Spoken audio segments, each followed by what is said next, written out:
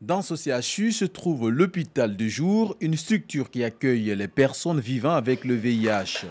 Nous sommes une structure de référence qui assure la prise en charge des personnes vivant avec le VIH. Et c'est une structure de prise en charge qui a la possibilité de donner le traitement antirétroviral de façon gratuite, mais aussi qui assure la gestion des infections opportunistes également de façon gratuite, grâce aux médicaments mis à notre disposition par le Programme national de lutte contre le sida. En Guinée, le traitement contre le VIH est associé à une prise en charge psychosociale.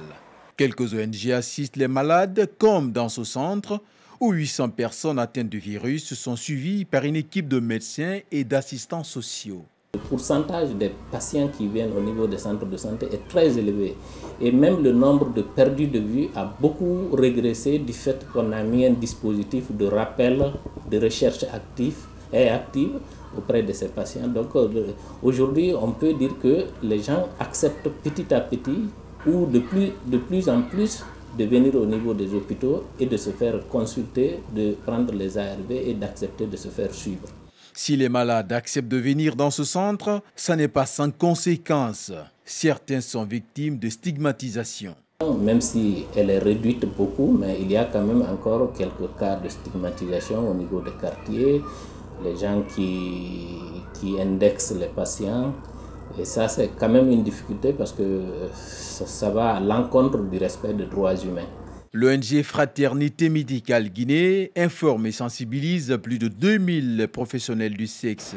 Devant les difficultés, certains malades ont formé des associations. Première à déclarer publiquement son statut sérologique à visage découvert, cette femme gère 150 autres femmes et 45 enfants atteints du VIH. Les 45 enfants sont dans les parents, dans les familles respectives. De temps en temps, si j'ai les dons, je passe les chercher ou bien je fais appel à tout le monde qui vienne me trouver dans l'ONG. Je partage. L'ONG même avait un salon de couture, mais actuellement, le salon là est fermé par manque de moyens.